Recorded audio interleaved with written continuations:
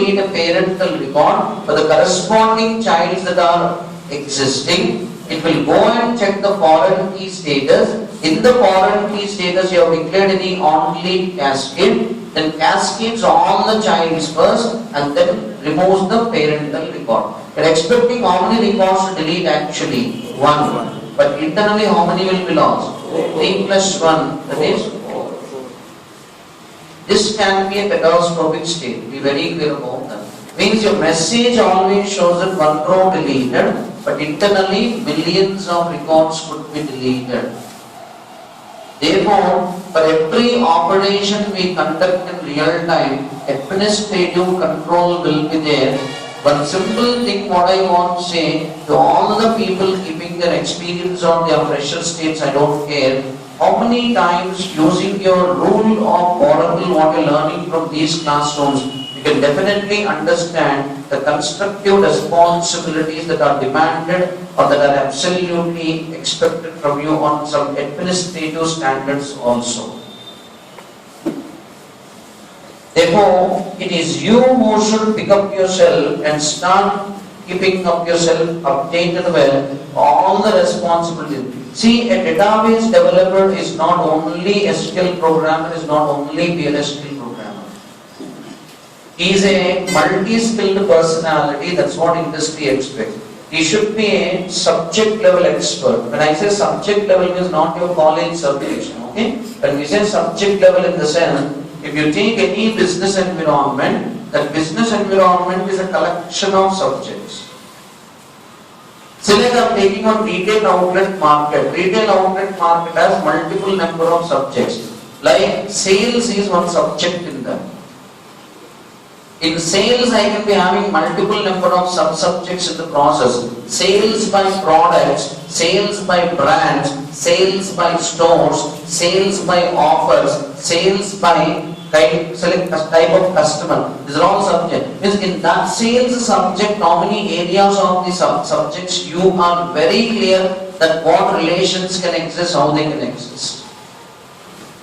There are how many number of subjects like that you can integrate and make it one domain now.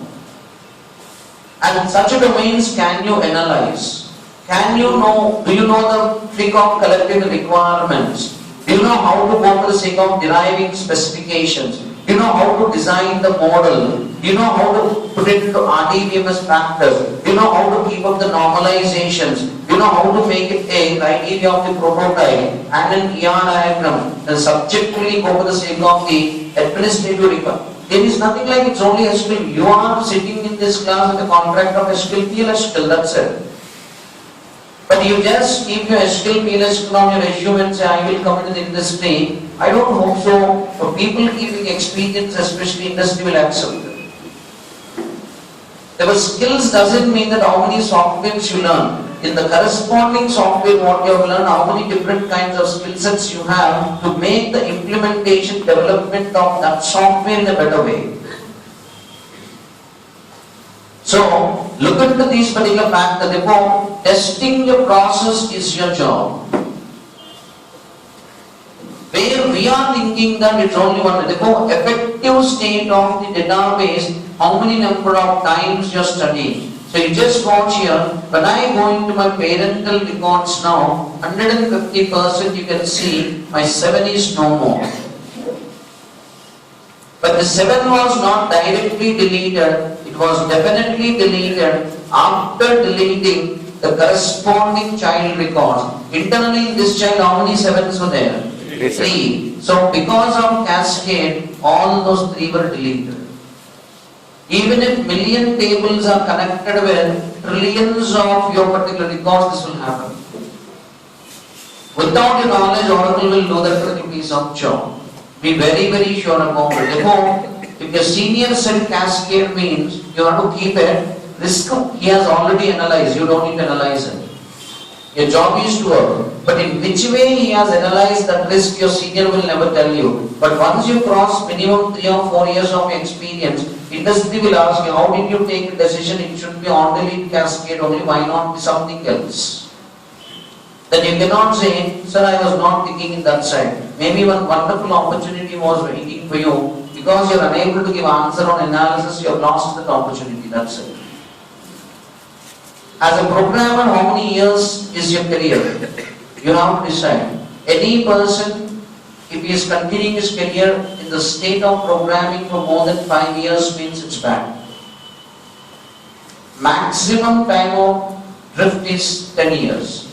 After 10 years also in your career, you are sitting and writing programs, means definitely you are not at the correct level of the requirement in this industry. So what happens if I stay as a programmer continuously? Now rather than I speak, I can only tell you better not to continue like that. Why? Because you'll understand the trouble only when you face it.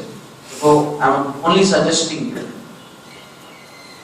Programming is your first level identification, but not continuous identification. The more quick you can come out of it, it's better. For people already keeping experience, you kept 3 years, means 3 years you already completed. Means are you ready to make a big change in your career by coming out of the state of the programmer in next 2 years? Then what you should do? 3 years of actual experience you don't have and you don't know the behavior of the industry. In next 2 years, can you understand the total 5 years of the responsibilities what industry really gives you? Is how aggressively you have to work. You can't sleep if you are seriously thinking about your career to be in the best positions of this industry. So, just keep yourself into the state of your requirements. Now in the same constraint, I'm deleting once again. But this time when I'm working here, you just watch, I'll pick up one more record where you just check into the construct of the process. I have in my second table a sample ID of 2, yes or no? Now I just want to go with my specifications here. 2. I'm deleting 2 from my parental table. But this 2 is used in both the childs or only one child? Only one child. With how many number of records? 3 records. The second child is in which state? On delete. On delete, set null. So you just watch here. It has already deleted the data. Now I'm just trying to show you the data from the master. You can definitely see that master is not having it. Now I'm calling my second child in the process where definitely these 3 records were existing previously. Now you can just watch. It is in the state of output. It has updated this column. Oracle has updated this particular table to the column by saying that update sample fk02 underscore 01, set the sample ID fk is equal to null, where sample ID fk is equal to 2. Automatically those 3 rows have been pushed into an open state by force. If this is there, even in million tables it will happen. You don't need to worry. Individually cascade and sentinel is working on, it's not working. It's working. Let us take the last level process now. I'm going to delete once again, and in between both the tables we have one common called as 4, I hope so. One is working on delete and the other is working on what? Set null. Let us see whether Oracle can affect both tables at a time with different issues now. So you can just watch, technically Oracle is working on the first child table, deleting that particular piece of the data for the fourth record. And it's coming and working on the second child table to see that 2 more records are becoming orphan records. So that's your compositional behavior of your particular foreign key. So foreign key declaration or foreign key implementation by testing, that's your job. For how much of patience you have to create your tables, put your test data and then test it. You cannot say, so the book is not giving me an example test. Why the book will, you know inserts, you should know how to test it, that's all. Your job you have to do. So how many records you keep and how much you test, it only depends on the relation what you understood. Now the remaining things I am closing down very quick. Now if say that we are having a status of the tables here, what we have been just creating, all your tables are moving down to the standard of our metadata. Now I'm just not testing my tables with data, no, I'll just give you the remaining number of combinations. One of the combinations, what will have confusion is, if a composite primary key is there, we said it should have definitely composite foreign key, we said. So for that status, I'm showing you one table. Now you're saying create table. I'm saying sample CKPK01. And then I'm moving down with SAMP ID number of 2. Then I'm going with SAMP name varchar 2 of 10.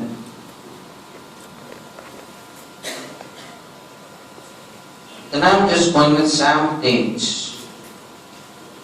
Now I'm just moving down with constraint. I'm going with the name SAMP ID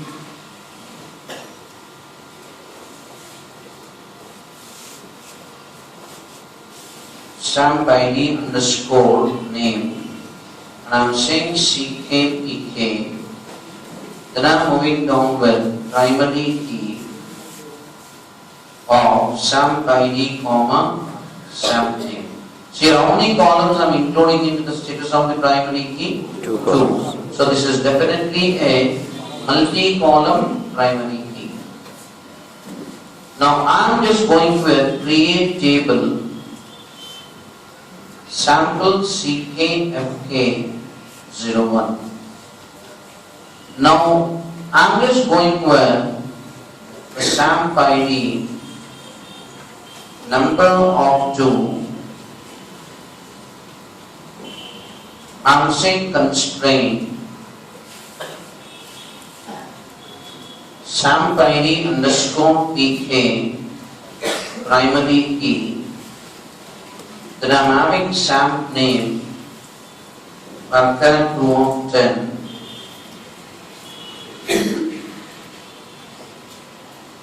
Then I'm moving with SAMP date,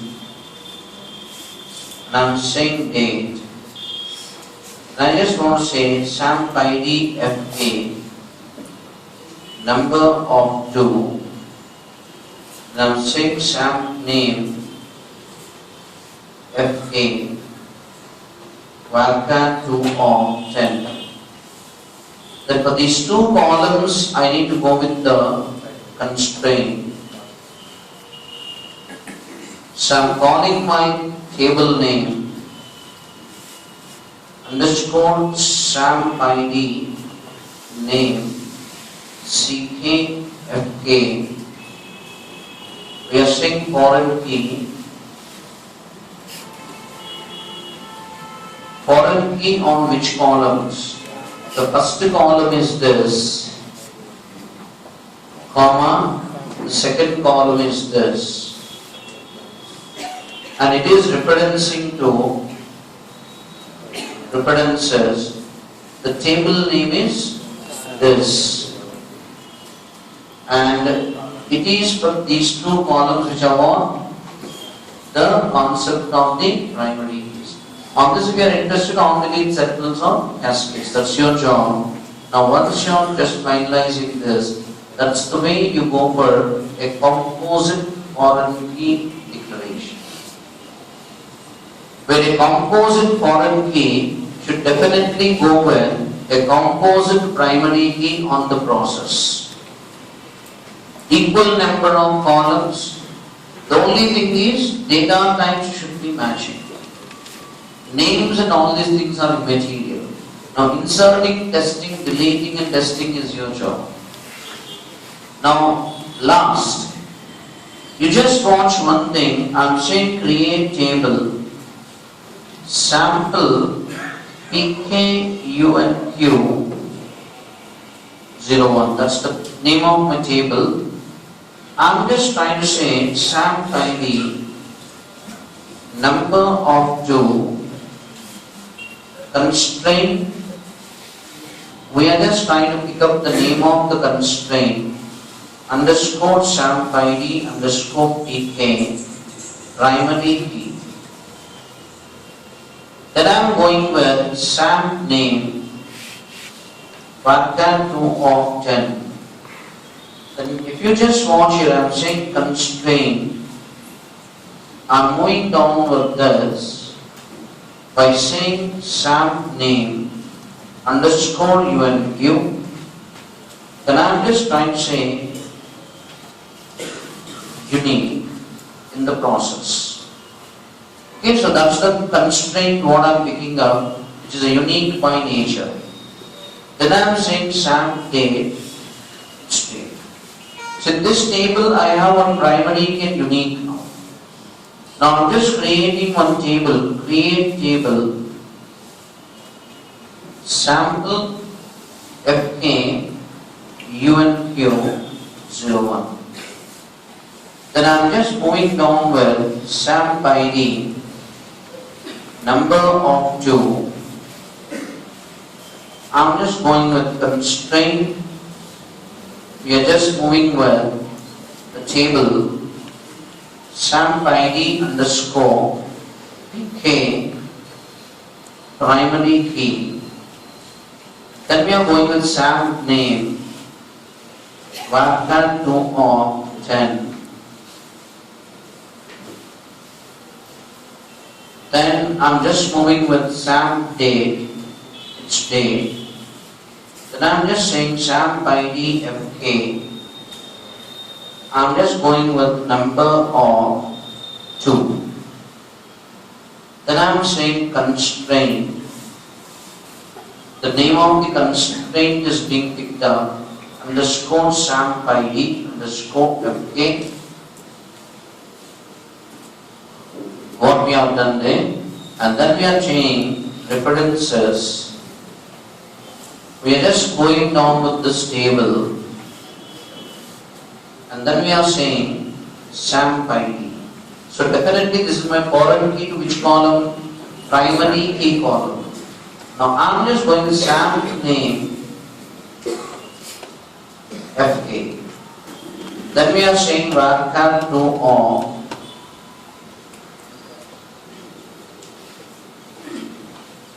We are just going with 10. Then I am saying constraint. We are calling upon the constraint name underscore FK. Then we are saying references. This same table once again. But this time I am picking up my SAMP name, which is which kind of constraint? Unique constraint. So you should always understand why unique constraint also can be called as a key status. Because it can also give you references. If a foreign key should be only to the primary key is not a rule. Major number of them will be for the sake of what? Primary key. And in one table, when I have a primary key and a unique, another table can establish relationship with all the different number of columns in a time. If you restrict yourself without practicing, that's your problem. So, my job is to give you an example and just put you into the process. Sitting, working, practicing, analyzing, associating and experimenting is your job. So how many hours you are sitting on your machines that you have to check out, that's none of my business. So that's your concept of your primary keys and foreign keys. Now let us just get into ourselves with the check constraint. Now when you come with a check constraint, it always defines a specific condition to be satisfied. To satisfy the constraint, we have definitely follow the rule what we have declared, where the value what you are providing should be either true to the rule or it can be an unknown. Unknown in the sense null can be there. If not null constraint is there, it's not acceptable. Oracle does not verify the check constraints are mutually exclusive. When I say mutually exclusive, if your check constraint is declared when you are giving the value, it will check whether the value is matching or not matching. The value is not matching 150%, it is rejected, it's not corrected. Remember that. Check constraints will check the rule, but check constraints will never try to correct the rule. So check constraints, whenever they are implemented, there are few restrictions. The check constraint can refer to any column in the same table for conditional check, but not for other columns of other tables. Don't expect your check constraints to do the job like foreign keys now. Therefore, you can always say this column should have always a value more than the previous column in the same table, not from other tables. Now, the constructs that cannot be used in check constraints are, you cannot use any particular queries to refer to the values of the check constraints. Means, check constraints cannot be designed using query state analysis. I cannot write a condition to the check constraint by saying that select the data from some other table and then make a cross comparison in this table. Such constructs are not possible. Directly you cannot use sysname, you cannot use user ID, you cannot use user, you cannot use user environment functions. So you have a requirement in your project that a table is having a column. In that column, the date should always be the current date only. We cannot write a check constraint saying that column equal to sysdate. It's not acceptable. So if I want the tool, what I should do? That's where I think we have already been saying, if constraint is not looking suitable, programming should be done at the later stages. That is called as user-defined integrity. So don't forget those things now. And check constraints cannot handle directly the curval, nextval, level and row num pseudo columns. So these pseudo columns it cannot handle. So what are these pseudo columns? That's one chapter of experience for us. Let us wait and check. And date constants that are not fully specified cannot be part of the check constraint. You cannot say to the check constraint, the value in this column should be equal to March month only. You can't say. You are given a fully specified date, not partially integrated dates. So a single column can contain any number of check constraints. The more the check constraints, the more better the rule is being maintained. Therefore, there is no limit to the number of check constraints in your table.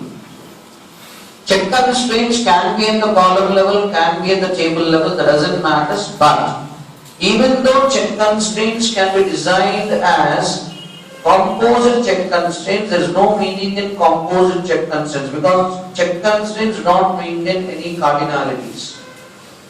Like your foreign keys and your primary keys or uniques. Therefore, when you are dealing with foreign keys and primary keys and uniques, you have a concept of combination. In check constraints, you don't have any combination concept. Therefore, even though Oracle doesn't stop you from composite check constraints, there is no meaning in declaring them. Therefore, check constraints are always better declared to each column independently, individually. And there is a concept called as default option. What you can use as far as your declaration of your columns in the tables are concerned. Default is not a constraint, default is one kind of instruction. Normally, on any column, if you are not providing the value when you are inserting, which value will be taken automatically? Null.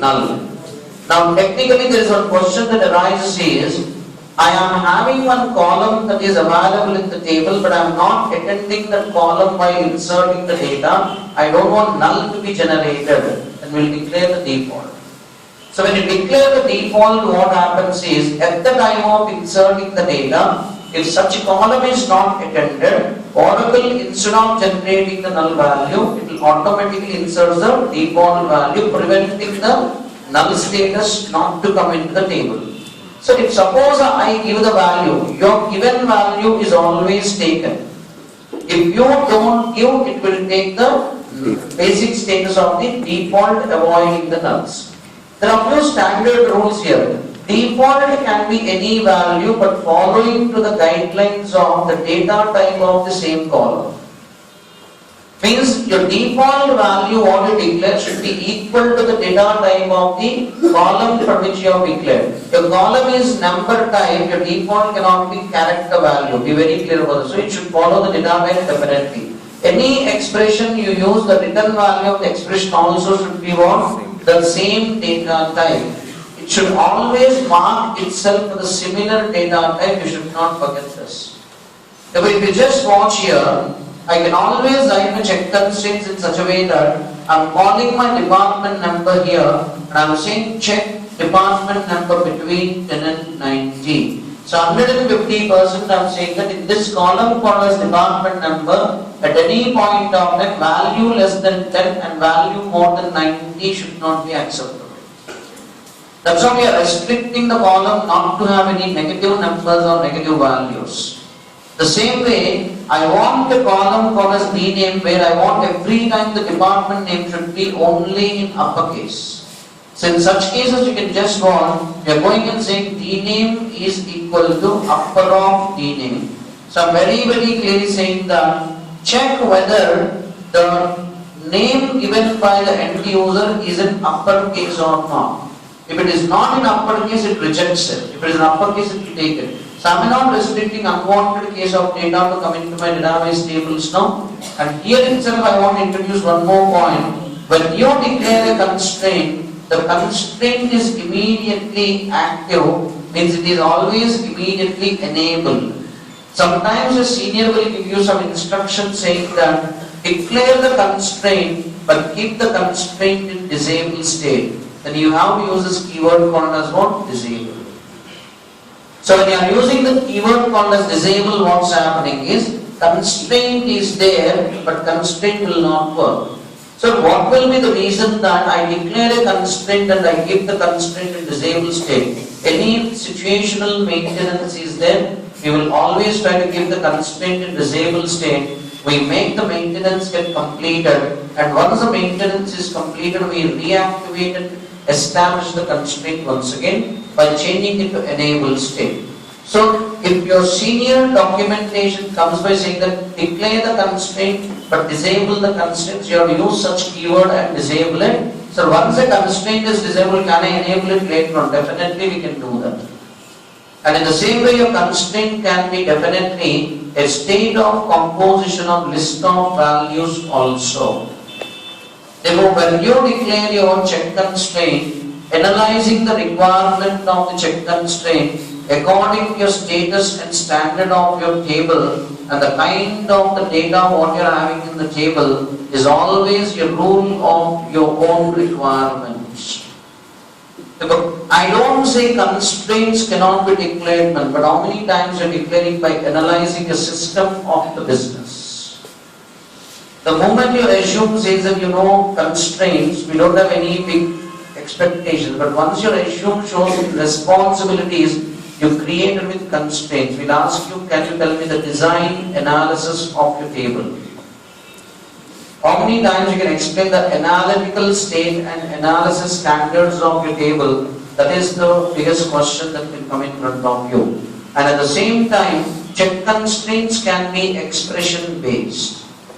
Between two columns, you can pick up expressions and you can work on these kind of check constraints are called as expressional check constraints. Whenever an expressional check constraint comes, it should be only at table level.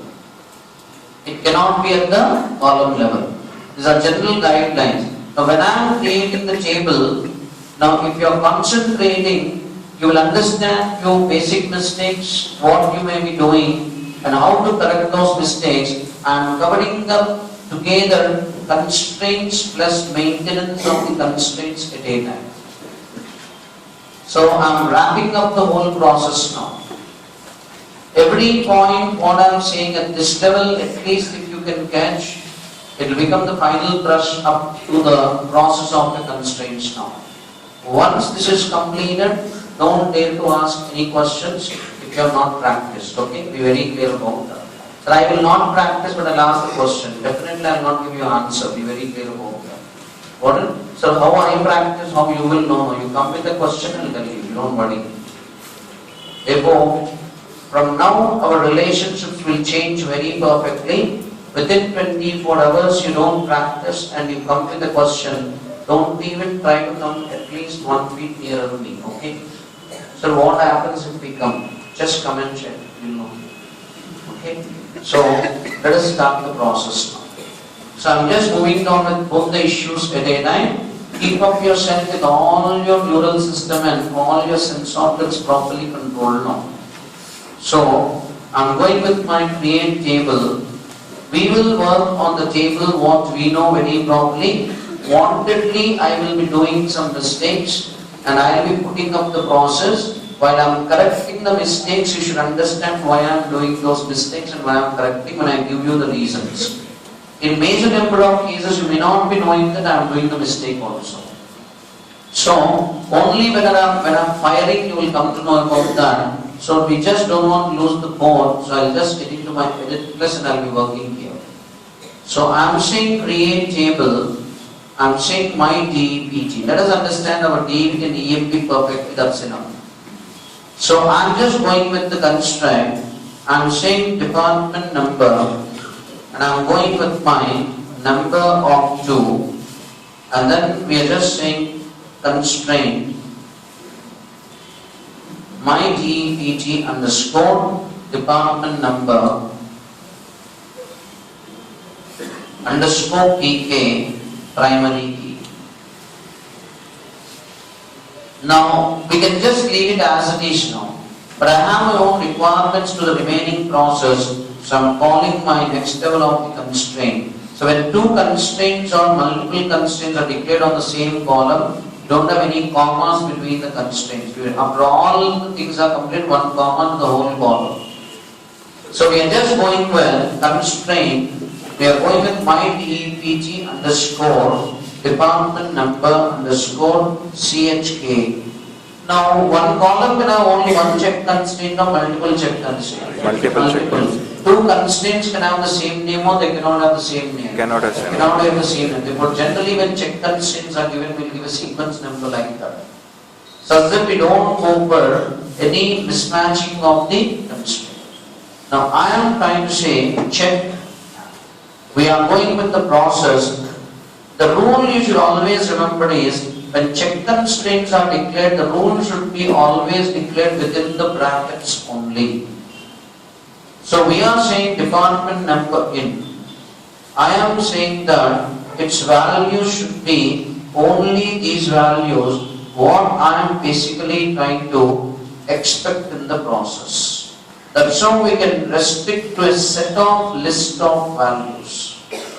Because I'm very clearly saying that department number at any point of time can be only these values.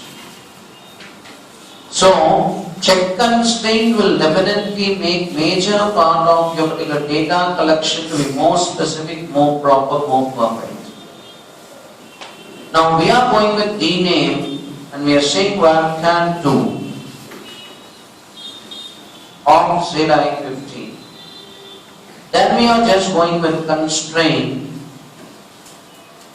and I am just going with my DEPT underscore and I am moving down with the dname underscore nn and I am saying not null.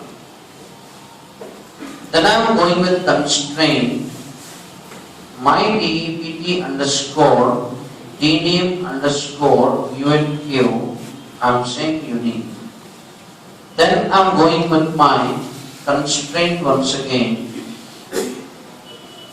and we are saying my DEPT underscore dname underscore chk01. I am saying check dname is equal to, you are saying upper of dname. Then I am just saying default not given. So I am saying that I want the default to be taken if I don't give as not given into this column.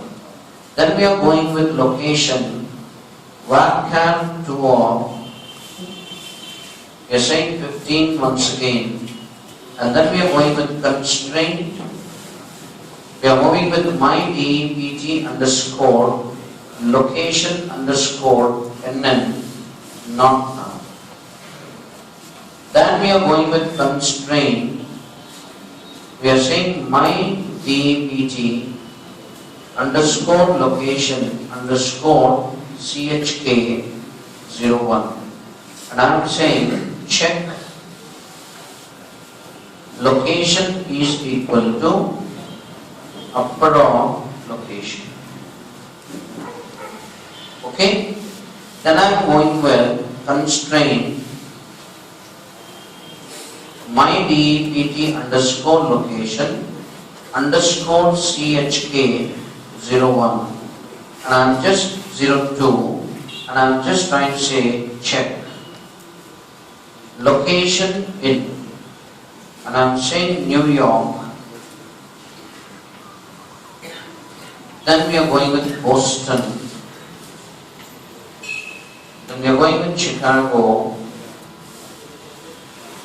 Then we are moving down with Dallas as a process. So I am giving a list of values very clearly saying that my locations should be only to this list. That's what we are trying to go with. And then I am just moving down with my process by saying default. I am saying not given. Okay, I'm just going with the process. Now we are just getting on through the issues very clearly. Okay, I'm picking up the score, I'm working out. You just watch the first level mistake that will come down. It is very common when you're working with your table creations. If this is coming in and you're not understanding it, you will definitely lose hours of time, I can say. It is saying that in 12th line you are having the error, missing right parenthesis. If you believe this message of Oracle and if you just try to find a 12th line and you directly go and keep that, this is the 12th line it's saying now, and you just go down and keep there some bracket by just blindly like this. Now you are not covering now. The rule of the reason you should know here. So you just watch carefully. I'm removing this default from here. I'm removing the default from there and I'm shifting the default's position here. Be very clear to the construct. Now once I am compiling this, you watch, my error shifts from 12th line to 19th line. This is a very clear proof that whenever you declare a default should be the first declaration after the column. It cannot be anywhere else. Your documentation never speaks about it. You should know about this. And the error will not come in a straightforward way saying that default is not declared properly. It just simply says missing right parenthesis, it says. So, therefore, you remember any constraint you can declare in any order. There is no rule. But when you come to the default, you should always remember default should be the first declaration before any constraint is declared. Sir, what is the proof now? Once everything is going well, my table is clear. So this is basically an unknown mistake that always happens with major number of students, and they go on struggling, not knowing exactly where this error is going through, because Oracle's error message is not straightforward here. So they'll just go on making themselves get disassociated. Now my table is having any errors or it's not having any errors? Not having errors. Come on. Not having errors. It looks like that. But until you don't test your table, you don't know what other blunders you have done. Definitely there are multiple blunders in this table, which you cannot see. That's the reason how many times after creating a table, you are testing your table. Now watch carefully, we are going with insert into. I am calling my DEPT and then we are giving the values by saying values. Now first let us complete the testing of normal constraints as a process. You just watch, I am giving this as sample 01 and I am just trying to say something like sample and we are closing this. But one is not acceptable to the rule because it's not part of the criteria of the check constraint what we have defined on the SAMP ID. So this is how your check constraint by saying check constraint violated on the name of the construct of the constraint. Why? Because the sample is not part of the list here. It will take only to the list. So, constraint perfectly working to its rule or not? Yes. Definitely yes. You just watch here, I am filling up this sample what you are having here. Let's say like Boston. Boston is part of the list or not? Yes. but one is not part of the list, minus 20 to 90, my department number is violated. You have worked only to the rule of that particular piece of the data. So check constraints are checking the rules or they're not checking the rules now? Checking the rules. You just watch once again. Here we are giving the value as 10.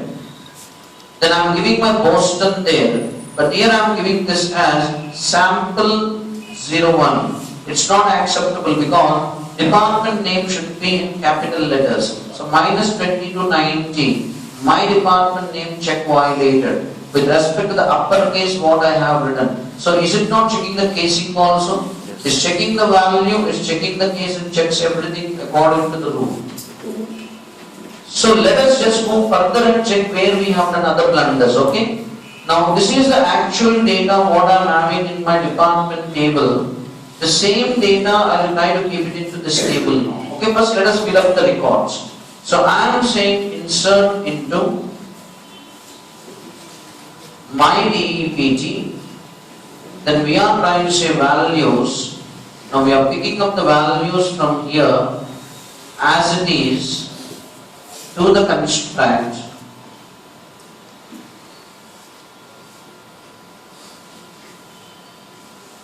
Now if you just check,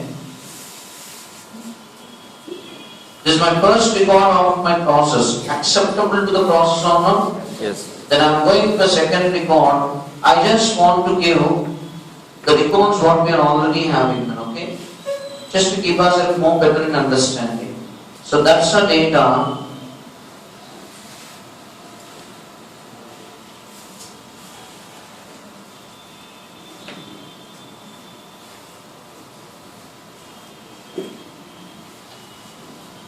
So that's it.